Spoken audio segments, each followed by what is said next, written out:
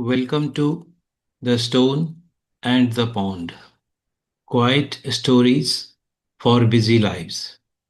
Stories for your drive home or for the moment just before sleep. Some are fictional, some are inspired by real coaching conversations. Names and details changed. Tonight's story unfolds somewhere very ordinary inside a crowded Mumbai local and an unsent email. This is the manager who didn't reply. The train lurched just as Rohit pressed reply all. He had not clicked it yet, but his thumb hovered there. The email glowed on his phone. Subject regarding revised timeline. Urgent. Three exclamation marks. That alone tightened something in his chest. He reread the message. Finance had copied his director, operations, two senior managers, someone from HR for reasons unknown, and right in the middle,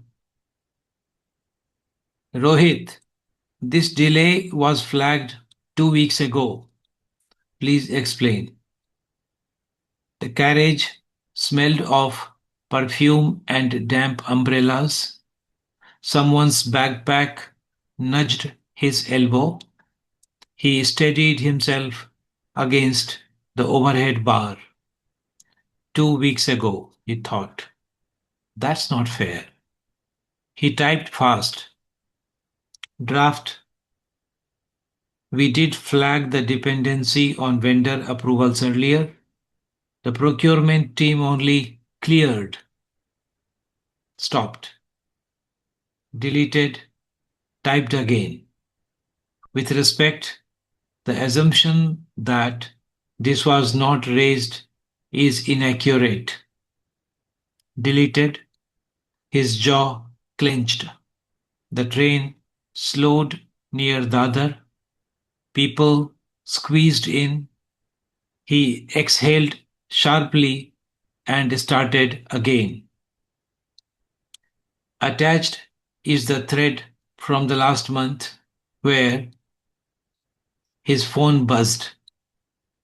A WhatsApp message from his wife. Running late? Dinner is almost ready. He ignored it, went back to the mail. This version was sharper, cleaner, defensive. Every line carried a quiet, see, I was not wrong. He imagined hitting send. The replies, the CC storms, someone escalating, someone screenshotting, his director reading it on a large screen. The train screeched forward. Rohit locked his phone, slid into his pocket, then immediately pulled it back out. Unlocked, opened drafts, still there, waiting. He stared at the glowing cursor, blinking, blinking. He didn't know why, but he didn't send it. Instead, he closed the app, looked out the windows, dark tunnels, reflections of tired faces, his own, faintly superimposed.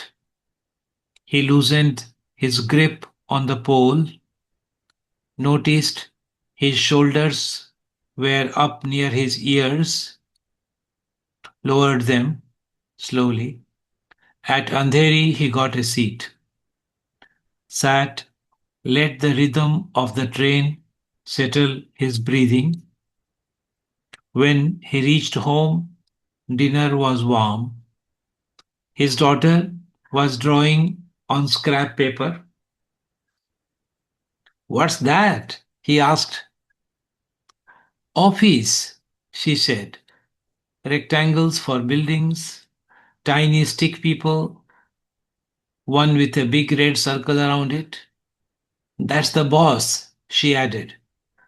Rohit smiled, and after she slept, he opened his laptop. The email thread still sat there, unread, unanswered. He reread the original message, this time slower, without the heat. He noticed something he had missed. Finance had not accused him directly.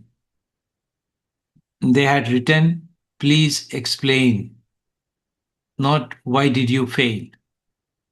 He rewrote the reply, shorter, fewer justifications, more facts, clear next steps, ownership where it belonged, no edges, no courtroom language.